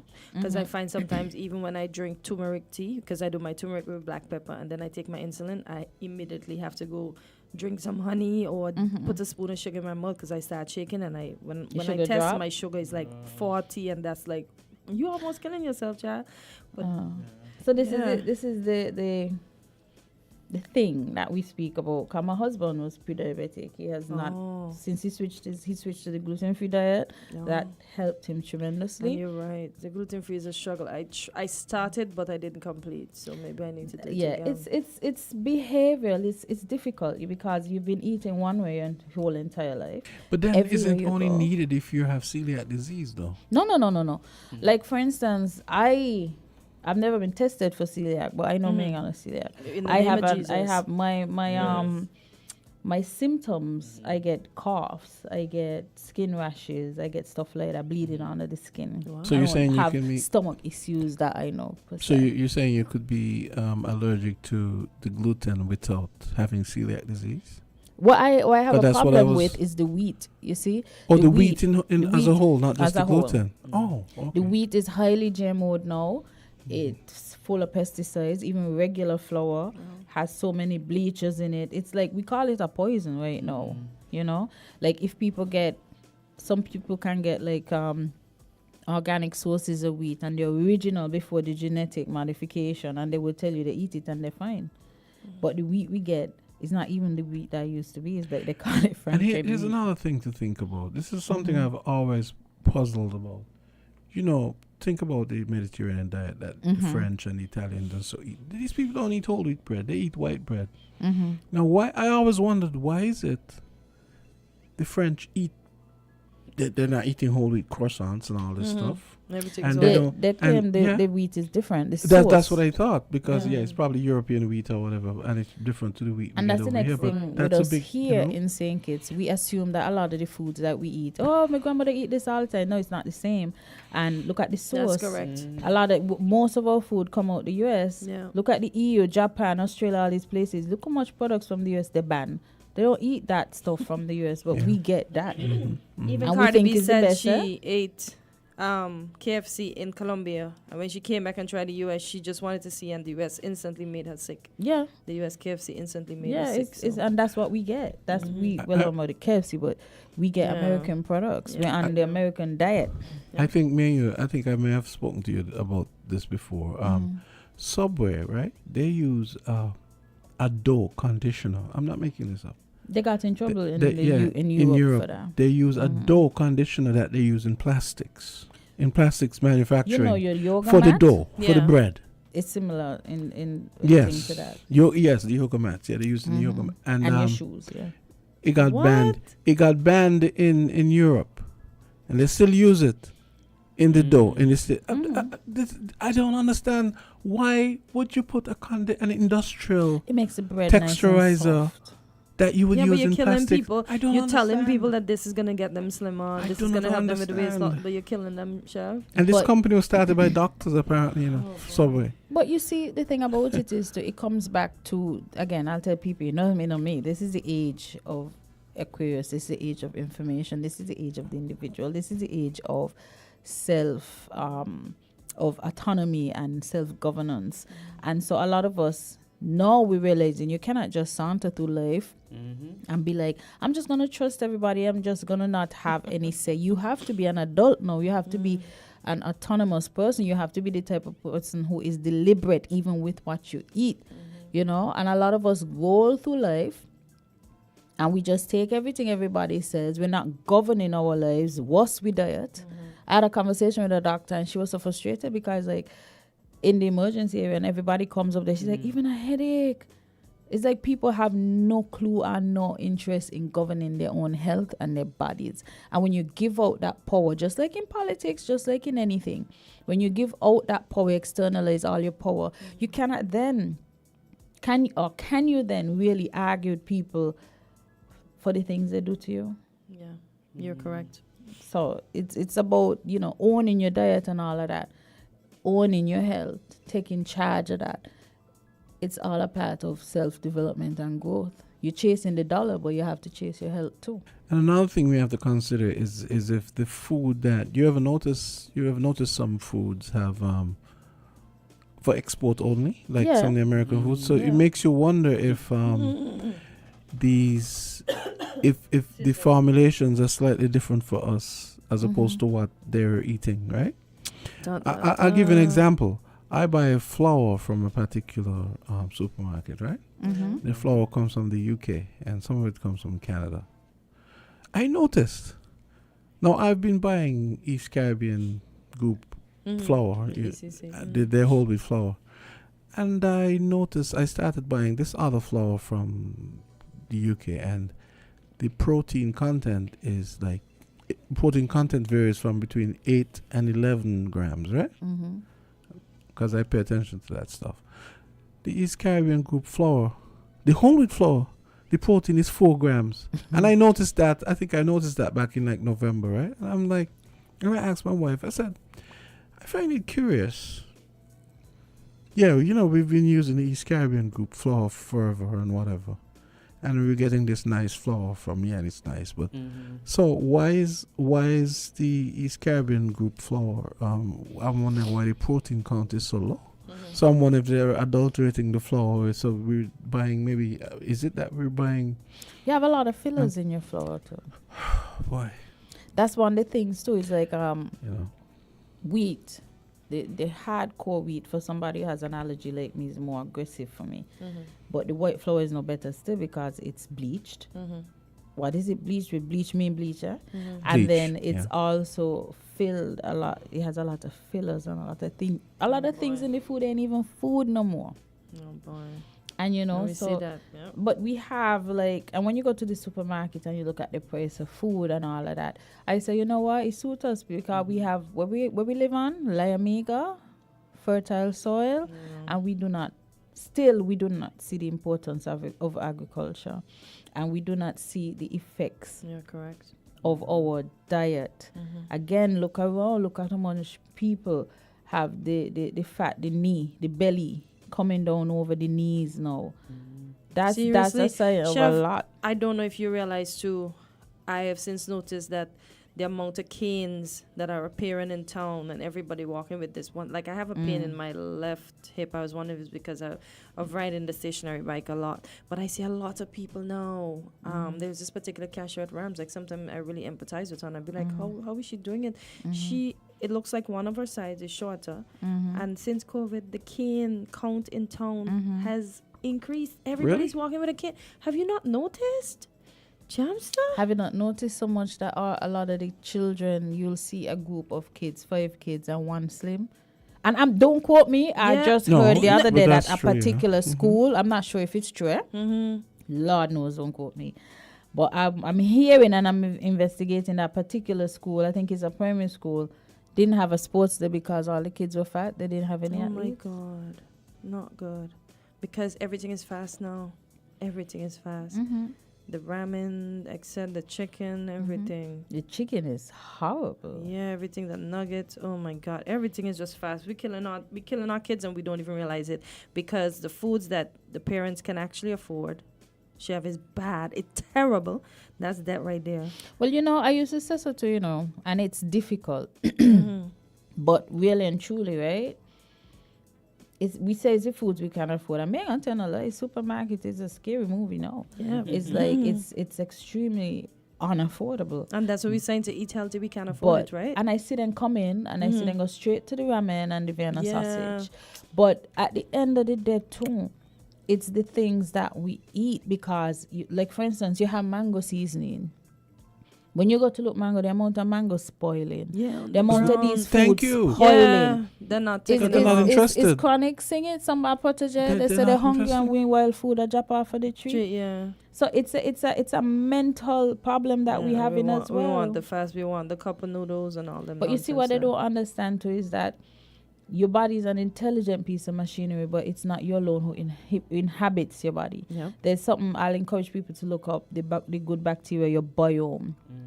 A lot of these bad foods, they feed a lot of yeast and fungus. And these things, remember we talk about some of these algae and you have good yeast, good different things. They're very intelligent, even though they're plant. So what happens is when you eat a lot of these bad ones now, they almost have you like a puppet. They give you cravings for the type of foods that they want. They almost call it like a brain control. There's a fungus that actually infect ants. I think it's in the Amazon or somewhere.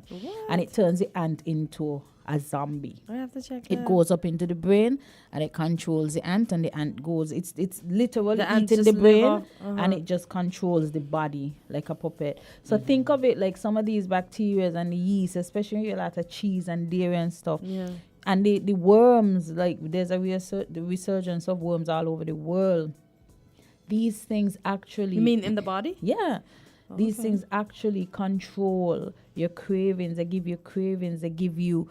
Like, if you try to eat healthy, from the minute you eat healthy things, it starts giving you a flush. So for a lot of us, you'll hear them say, I eat piece of fruit and I don't like it. It make me feel sick. It sting me tongue. It this, that, because your body is trying to clean. So you're caught in that cycle. It's like when you eat the bad food, you get that high because you get those endorphins. You get that, you know, the little buggies down. They say, yeah, send it down. And then when you eat the good food now, you feel funny. The good food going in sick. And like vitamin C. When you take a lot of vitamin C, you get a cold. It goes in and kick out all the windows. You know, start to run. You get diarrhea if you take too much. Listen, chef, vitamin C is great for my skin, but it makes me sick. That's the detox, babe. That's just the detox. You have to continue. What I recommend is doing it in smaller doses. And instead of taking a vitamin C, 1,000 milligrams, if you have a cold already, I want Thank you. but eat a mango. Eat the orange. Can't eat the Bell mango. peppers. Eat bell peppers. Remember they said the mango is high in Even sugar. moringa, yeah. So you see me seeing mango Sweetie, there. we're gonna talk because they have diabetics feeling that you That's can't true. eat these things. Yeah. It's like I tell my wife all the time, I do not believe in this super dose thing with those vitamin C tablets. I think that's too much. In fact, when she buys it, because your body gonna push out what it doesn't need. She buys it. Sometimes it's like a synthetic form too. Yeah, she buys And it it's for the not kids. a whole food. She buys it for the kids, and when I do use it, I'll use like a quarter because like I don't need because we eat a lot of vegetables. And Bell peppers are extremely high in vitamin C. Moringa. Yeah. So how could that moringa tree be the tree of life, but it always looking like it's dying?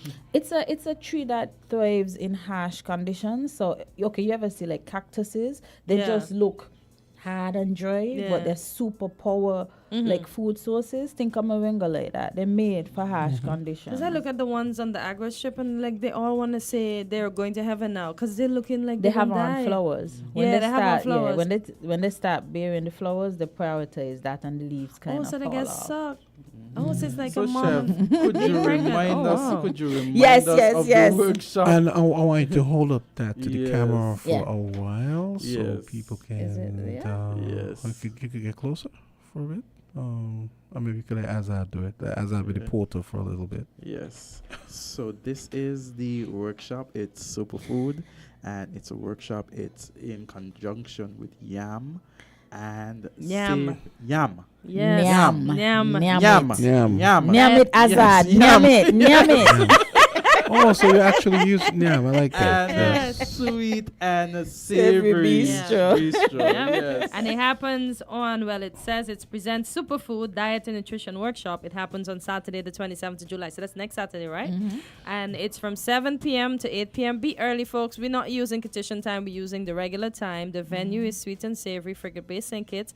A mere EC 150. And as Chef said, you're going to be eating a lot of stuff. So And I you think get it's more than the worth it. samples. Wait, go. Izzy, Yeah. come up a bit so they could get the number. They could see the phone number and the Phone email for number a bit. is 665 come closer, yeah. Okay. And the tickets are on sale at Sweet and Savory Bistro and HCMD Urgent Care Clinic. That's in the Buckley's roundabout. And remember, Izzy, come. Oh. Over this and way? remember, you'll No, go up a bit Up? and come closer. Because I want them to see the numbers and the email at the bottom. Up, no, you have to go up. 665-7612. We're also, Yeah. if you check out Okay. our Facebook page, it's Shop Eat Thrive on Facebook. You will, on my page, you will see the link that you can purchase the tickets online as well. okay, and their shop eatthrive@gmail.com as well. So remember, you're going to get a goodie bag containing sample pouches of supplements included. And then I see Chef has a nice little motto here. It says, "Let food be thy medicine, and medicine be thy food."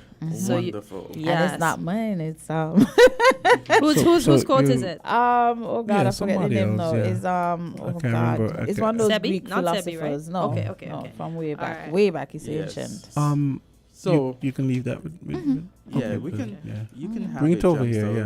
you can have it. So we can you know.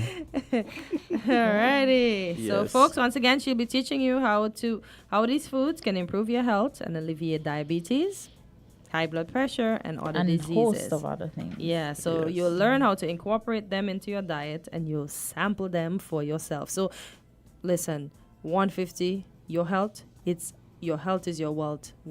We pay more than 150 to go to certain events. So this is an event that is worth attending. So I would recommend that you put that 150 aside and go Nam with Chef Rich. And even if you look in the supermarkets and you try to buy a supplement, like one little bag would be like 40 off your something, pocket, 50 yeah. something, 60 something. That's Yeah. almost the whole ticket. I love how you Exactly. you're giving the word from one of the mother tongues, the love Nyam. I Nyam. love that. Yeah. You gotta get Azad Love dialect Yam. Azad. No, Yam. Yam. Yeah. Yam. You have to go down, yeah, you know, like go down in it. Yam Yam it. it. You gotta let it Yam. go down. Say Yam. Yam. Yam. I'm wondering if yet is an African word too, because you know Probably. you realize Like yet, yet you know, it. yet. Yet. Oh, as in the eat. Oh, Yeah, the Y word we yeah, use. Okay, because okay. I always heard Nyam, and then when I found out that, I was like, wow, Nyam. Yeah. And you realize it almost has an onomatopoeic quality to it. Yeah. Nyam. Think about And a yam. nyam. Say a yam in it. Yeah, so we're going to take a short break. I know the food talk can talk forever, you know. We're going to take a short break and we're going to get back. Yes. Okay, let me get this going. And the technology is over here giving me some trouble. You know how that goes, right? Okay, here we go. Found the sound. 98.9. Win FM.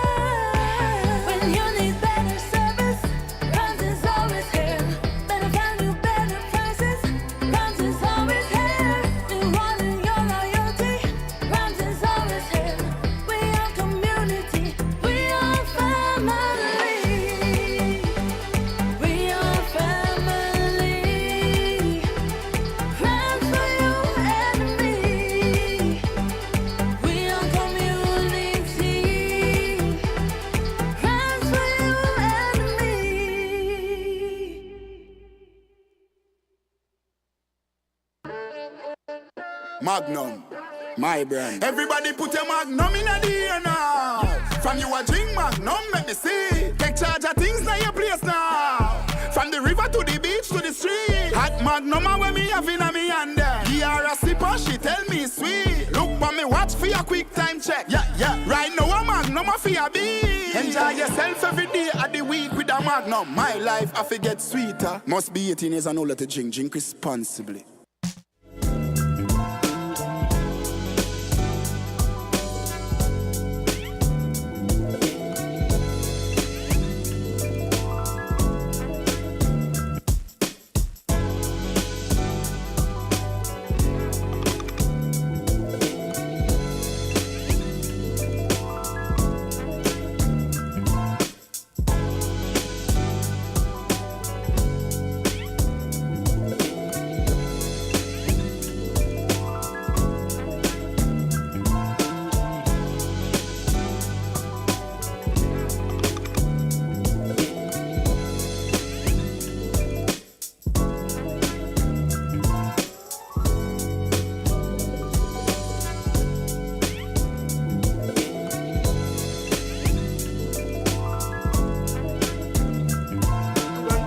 Well, here we go. All right, Yes. Chef. And the wonderful Chef Rich is leaving us. And yes. I'll tell her to pop over by me before she Jamso leaves. wants to see you before you leave. But she knows this. Okay. So I was looking at an article, and it seems like there's pretty in the political scene in Antigua and Barbuda. It seems like there's some sort of rambling and movement going on. I looked at Loop News, and it says here Antigua opposition MP resigns from party to become independent. That's the caption on that article from Loop News, and it was published about 58 minutes ago. And it says Antigua and Barbuda's representative for the All Saints West constituency has resigned from the United Progressive Party, saying that he will no longer, quote, will no longer fall under the party whip, end of quote. He says here that Anthony Smith, a newbie to the political arena, wrote a letter to the United Progressive Party's UPP's General Secretary dated July 15th and said, quote, there is a misalignment of values that cannot be reconciled, end of quote. It goes on to say here, and this is a quote as well, Over recent months, I have found myself increasingly at odds with the direction and decisions of the United Progressive Party. My core values and principles, which include transparency, integrity, and steadfast commitment to the public good, have conflicted with the actions, directions, and policies endorsed by the party's leadership. Despite my best efforts to address these concerns internally, I have come to the realization that my continued membership in the party compromises my ability to serve my constituents and uphold the ethical standards. End of quote, he said.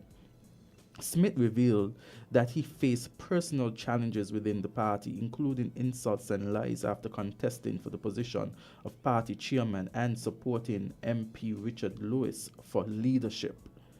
He mentioned threats of expulsion and demoralizing statements suggesting that only the political leader and deputy would retain their seat. While expressing gratitude for the party's past support, Smith stated that he made the difficult decision to become an independent MP. This resignation marks the second departure from the UPP this year, following St. Paul's caretaker Dr. Cleon Attill's resignation in February due to ideological differences. You know, this statement here by Smith, and again, this article comes out 58 minutes ago by Loop News, even more now if I were to refresh my page.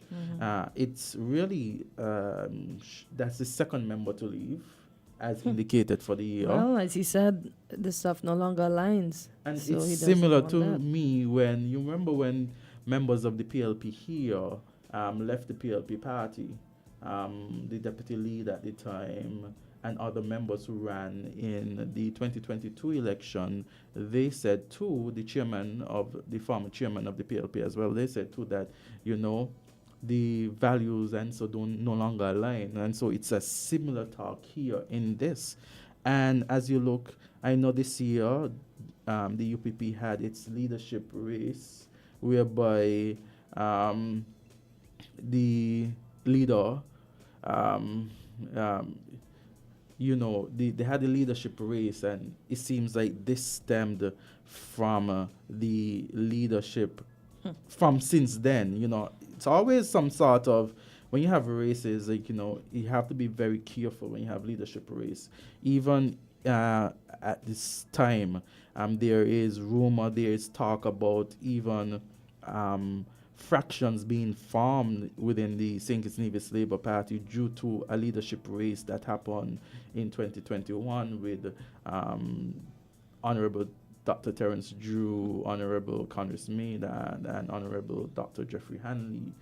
Persons are still talking about fractions as a result of that. And here you see in Smith's statement, it says that Smith revealed that he faced personal challenges within the party, including insults and lies after contesting for the position of party chairman. So he contested the fact that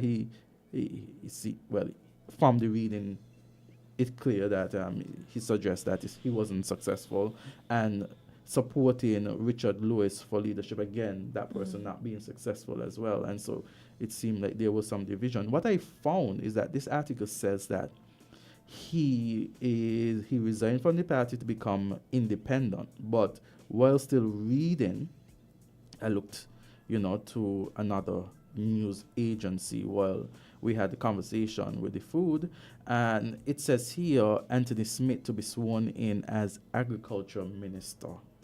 You see that? So Smith resigned from the UPP, who was in opposition, and now is going to, as an independent, as he said here in this article caption, he's going to now be the minister. So he is joining over basically on the government benches. He's not remaining on the opposition benches. It says here, Anthony Smith, who resigns from the United Progressive Party, UPP, on Monday. Today's Tuesday, so he resigned yesterday, will be sworn in as the country's agriculture minister, replacing Chet Green.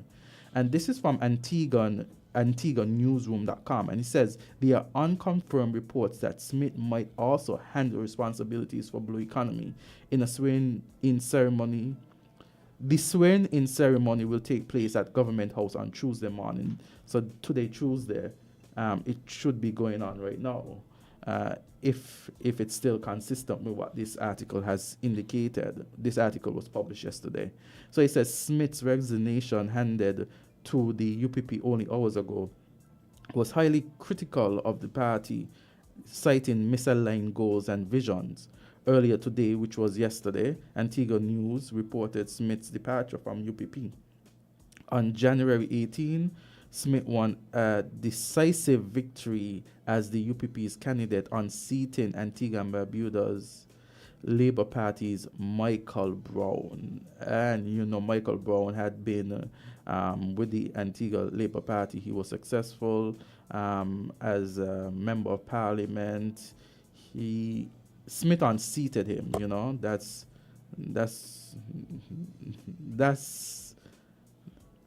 Michael Brown had been popular before. So the fact that he unseated him showed that, you know, he really put in that work. And so, wow, it's just interesting. So he resigned from the UPP yesterday. He is being sworn in today as the Minister of Agriculture. Oh. Antigus. I know, he crossed the floor? Yeah. He's an independent cross the floor part and being a member This is why I don't get in the mix up with. That's why I said I really don't like talking politics and religion, you know, Jumps. Because everybody's friend. As soon as everybody decide, look, he made it look like he's going in his own and then whoop. He's the Minister of Agriculture. Everybody's a crook, more like.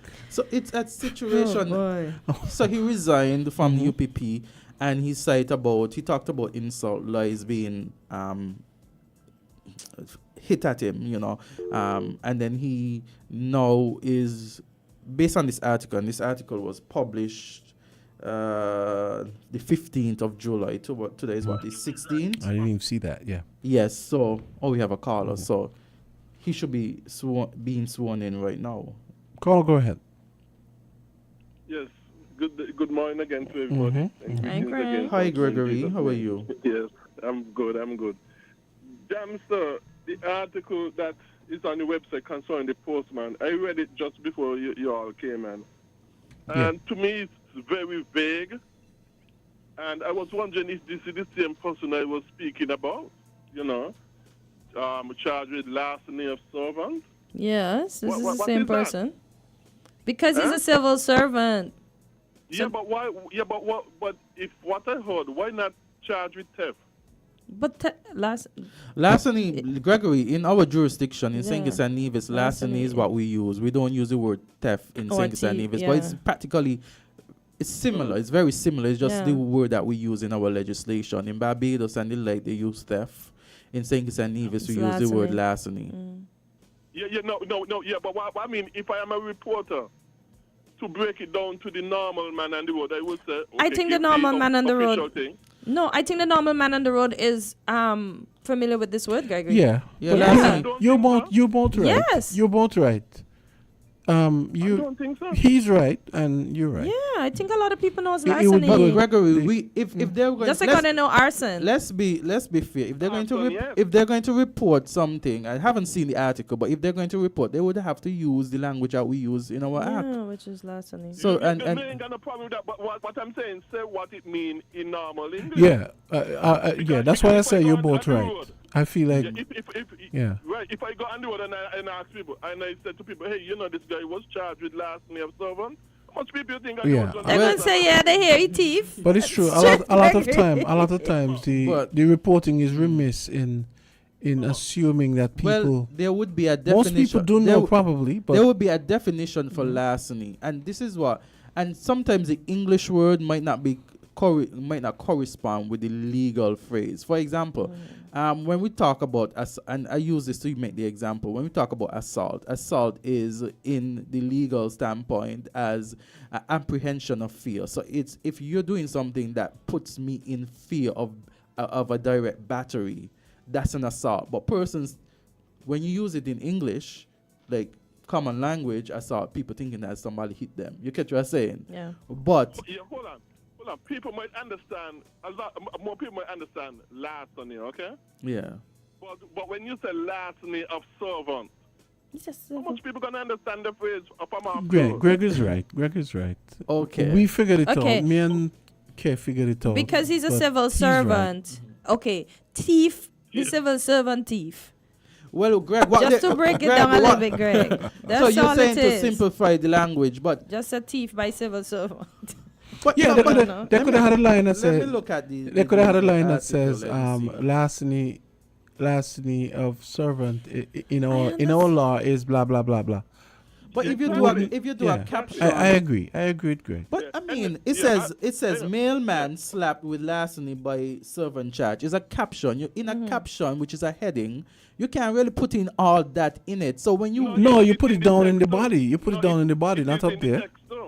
Yeah, that's what I'm saying. Isn't that what he? Yeah, it's okay. in the text. He's correct. No, you could put it down in the No, body. I'm not. Yeah. I'm saying you could put it down in the body. I thought he was referring to the caption because the caption says mailman slapped with larceny by servant charge. Yeah, then it's So in fact, even if it is just in the caption, you put it in the body as well. yeah, I am not opposed, But with, also- with defining what it is in the but body. also you could put the simplification in the byline, and then down you would say, well, the legal term is larceny, and which is essentially So theft, blah blah blah.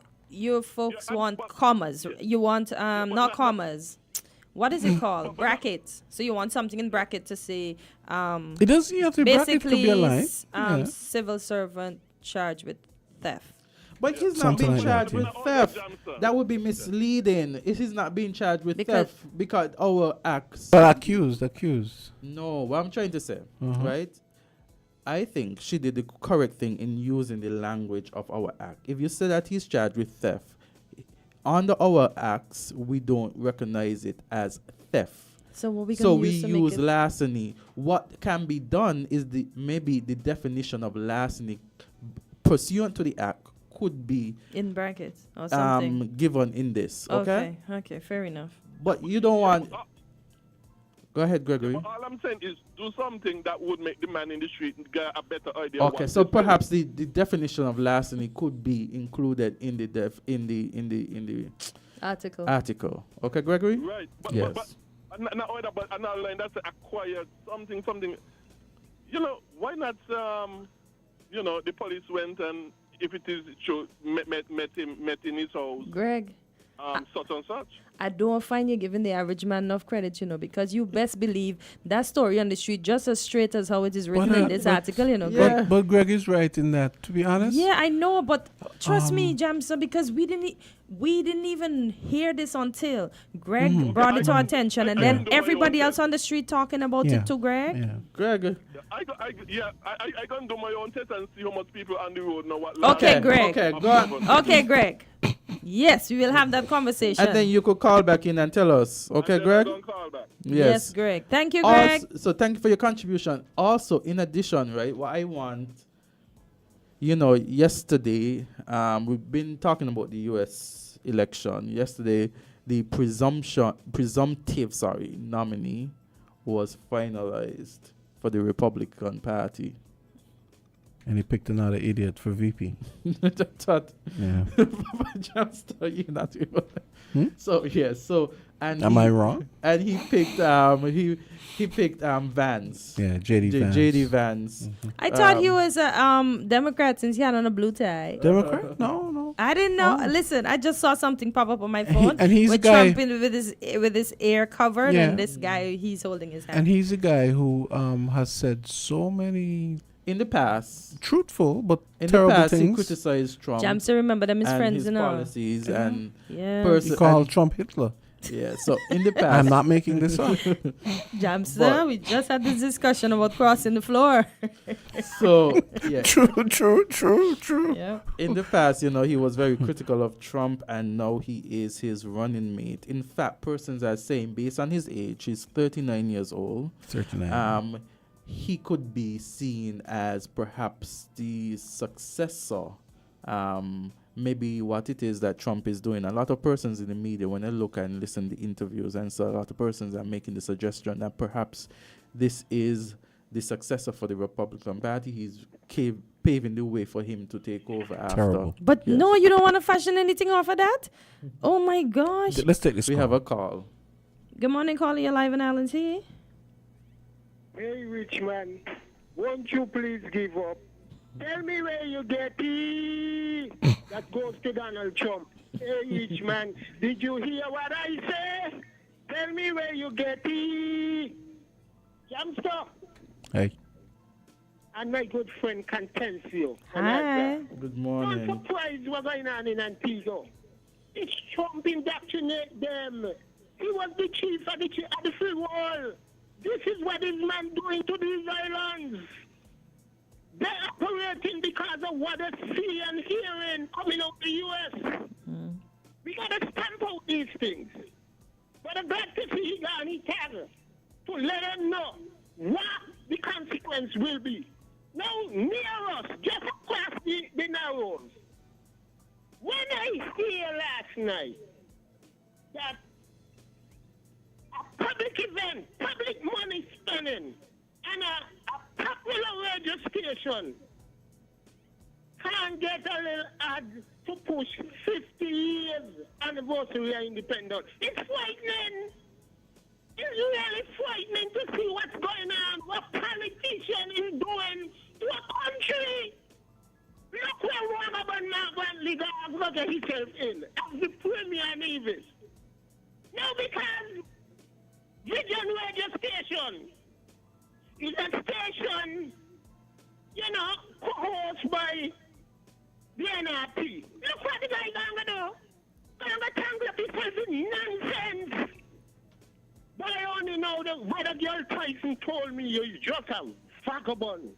Have a good day. This is Jam Down. Hi, Jam Down. Thank you for your contribution. Thank you for your contribution. So, someone just messaged me and it says, "Greeting. It's amazing to see how a country sits back and allow the degradation of our symbolic National Heroes Park. It's shameful to see how the present administration is allowing it to be used in that manner because it wasn't conceptualized under their watch and refuse to accept its significance. The National Heroes Park is symbolic of our patrimony and heroes, both dead and alive, which should be treated with the highest level of respect. This disrespect must be discontinued and National Heroes Park must be held to the highest of standards." Okay, like I said, I'm going to try and get permission to have a fete down at the cenotaph and see if they're going to give me permission. Let's take this call. What's the name of that fete? Good morning, caller. You're live on LT. Good morning. Good morning. Yeah, I think this national park discussion, it's all about values. I've seen where people would say, well, let the young people do what they want. Okay? It's a bunch of old people trying to stipulate what younger folks should do.